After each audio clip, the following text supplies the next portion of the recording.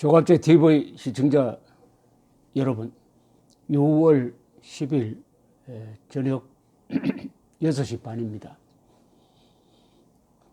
대한민국이 오늘날 처한 상황은 1950년 6월 25일 김일성의 남침을 당했을 때의 위기에 못지않습니다. 지금 대한민국에 대한 남침은 가짜 민족주의를 앞세운 북한 노동당 정권의 대남적화 전략입니다. 여기에 많은 한국인들이 넘어갔습니다.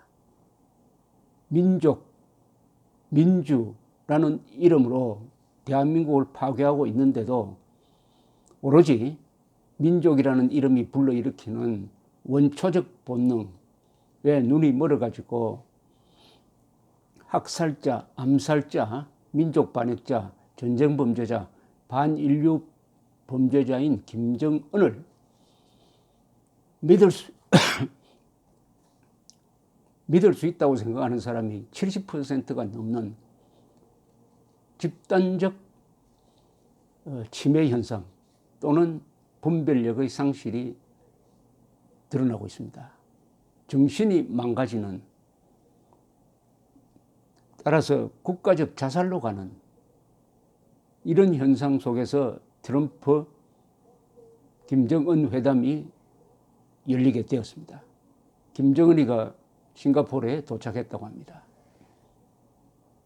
학살자가 도착한 것인데 세계 모든 언론은 마치 젊은 영웅이 탄생한 것처럼 보도를 하고 있습니다. 언론의 치명적 약점입니다. 언론은 진위를 정확하게 가려야 될 의무를 가지고 있지만은 때로는 선동의 도구가 됩니다. 때로는 선동꾼에게 노리개가 되는 것입니다. 오로지 신기한 것 찾고 기괴한 것을 크게 보도하고 센세이셔널리즘을 추구를 하다가 보면은 김정은의 실체는 온데간데 없고 김정은이가 만들어내는 이미지에 취해가지고 도덕성을 상실하는 경우가 많습니다. 그런 분야에서는 또 공산당이 전문입니다. 1950년 6월 25일에는 미국에 트루먼 대통령이 있었습니다. 트루먼, 트럼프 이름이 비슷하긴 한데 두 사람은 가장 서로가 다른 정치인입니다. 우선 트루먼은 1차 세계대전 참전 장교 출신입니다. 전쟁을 잘 아는 사람이었어요. 트럼프는 그런 경험이 없습니다. 전쟁을 실감적으로는 모르는 사람이라고 봐야죠.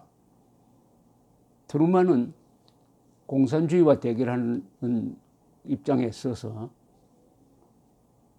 세계 자유진영의 대표라고 생각했습니다. 그리하여 미국뿐 아니라 자유진영 전체의 평등, 번영, 자유, 결속을 중시했습니다. 그러나 트럼프는 지금 미국 제일주의 노선으로 나갑니다.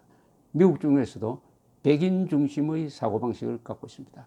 아주 편협한 국내 지향적 특성을 보이고 있습니다.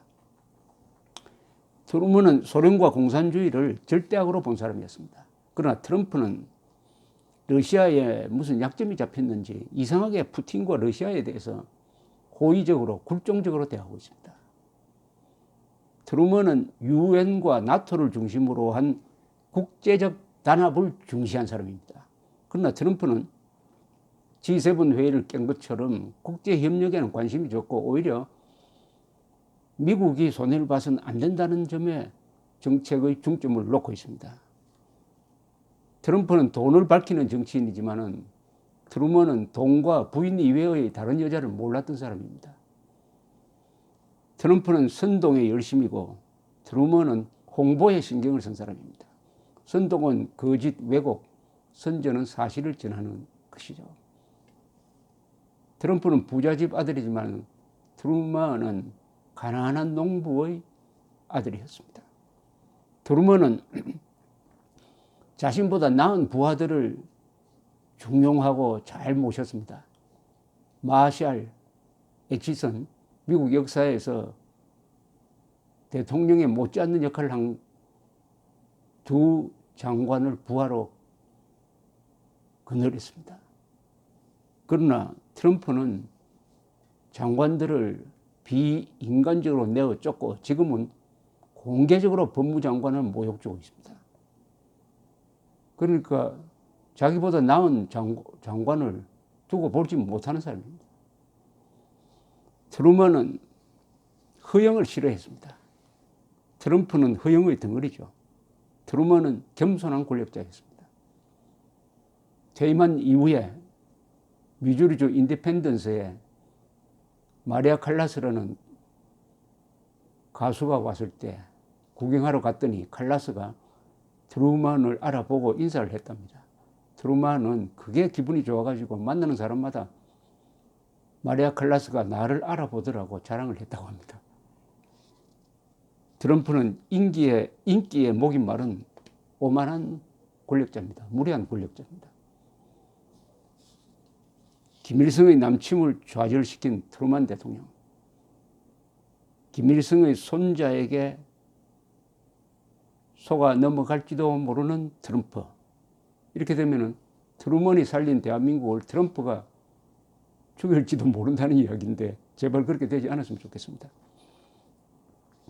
트루먼 대통령은 대한민국을 2번 살린 사람입니다. 미국 시간으로 1950년 6월 24일 날 딘 애치슨 국무장관이 고향에서 고향 집에서 잠자리에 들려고 하는 트루먼 대통령한테 보고를 했습니다. 각하 불행한 일이 생겼습니다. 38도선 전역에서 공산군이 남침했습니다. 이렇게 보고를 할 때 트루먼 대통령이 벌컥 화를 냈습니다. 그자들을 가만두지 않겠다. 그래서 밤 비행기를 타고 돌아가려고 하니까 애치슨 국무장관이 말렸습니다. 내가 다 조치를 취해놓았다. 유엔 안보리도 소집하려고 한다. 밤 비행은 위험하고 국민들을 불안하게 한다. 다음 날 오시라고 했습니다. 다음 날 비행기를 타고 가면서 그 비행기 안에서 트루먼 대통령은 이런 생각을 했다고 합니다. 회고록에 써놓았습니다. 나는 과거 민주국가들이 이런 공격을 저지하지 않아가지고 침략자들이 그런 짓을 계속하도록 방치했던 일을 생각했다. 만약 공산주의자들이 자유세계로부터 아무런 저지를 받지 않고서 한국을 침략해서 점령할 수 있도록 허용한다면 강한 공산국가를 이웃으로 두고 있는 작은 나라들은 협박과 공세를 견디지 못할 것이다. 이번 공격을 방치한다면 3차 대전이 일어날 것이다. 비슷한 사건들이 2차 대전을 불렀듯이. 즉 히틀러한테 영국, 프랑스가 계속 양보를 하다가 나중에는 체코슬로바키아까지 갖다 바치는 그걸 통해서 평화를 구하려고 했지만 결국 히틀러가 2차 세계대전을 여는 길을 활짝 열어젖히고 말았다. 과거의 역사적 경험을 생각했다고 합니다. 이 트루먼 대통령은 학력이 고졸입니다. 그러나 역사에 깊은 조예가 있었습니다. 역사적 교훈을 정책에 반영한 것이죠. 그래서 참전을 결단합니다. 참전도 빨리 합니다. 즉시 해공군을 보내고 육군을 보내는 결정은 5일 뒤인 6월 30일에 합니다. 그리하여 일본에 있던 24사단의 선발대가 7월 5일 남침 열흘 뒤에 오산에까지 북상해가지고 북한군과 최초의 교전을 하는 것입니다. 아주 전광석화처럼 빨랐습니다. 그래야 대한민국이 살았습니다. 또 언제 이분이 대한민국을 살렸느냐 하면은 북진하던 유엔군, 북진 통일을 눈앞에 둔 유엔군을 중공군이 몰래 산으로 들어와서 매복하고 있다가 쳐섭니다. 50년 10월 말입니다. 유엔군은 퇴각을 하게 되었습니다. 수십만의 중공군이 물밀듯 내려왔습니다. 51년 1월 4일에는 서울을 또 빼앗기고 말았습니다. 수원 밑으로까지 내려왔습니다. 이 순간 메가더 유엔군 사령관도 자신이 예상하지 못했던 기습을 당하니까 당황했습니다. 그래서 한국을 지키기가 어렵다. 차라리 철수를 해가지고 일본만 지키는 게 낫겠다는 생각까지 합니다. 여기에 영국 애틀리 수상까지 달려와가지고 한국을 포기하자고 합니다. 이때 한국을 지키는 결단을 내린 사람이 바로 트루먼입니다. 미국은 친구가 어려울 때 버리는 나라가 아닙니다. 한국을 포기하면 우리를 믿고 싸웠던 한국인들은 다 죽게 될 것입니다. 이렇게 이야기를 했습니다. 그리고 메가더한테 은명을 내립니다. 자진해서 철수는 안 된다. 전투에서 싸우다가 밀려서 철수하는 것은 할 수 없다. 그 사이에 워커 8군 사령관이 교통사고로 죽고 후임으로 매튜 리치웨이 2차 세계대전 D-Day 노르만디 상륙작전의 영웅인 매튜 리치웨이 중장이 후임 8군 사령관으로 부임해가지고 중공군을 반격하기 시작해가지고 1951년 3월 15일에 다시 서울을 찾습니다. 2번 살린 사람입니다. 그리고 또 중요한 결단을 합니다.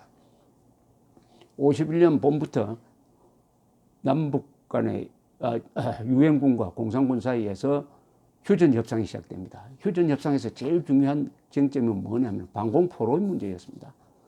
포로로 잡힌 북한군과 중공군 중에서 고향으로 돌아가기 싫어하는 자유를 선택하는 포로가 생겼습니다. 이 사람들 의사를 무시하고 그냥 돌려보내버렸으면 휴전이 빨리 끝났을 것입니다. 그러나 트루먼 대통령은 이 사람들을 돌려보내면은 다 죽게 된다.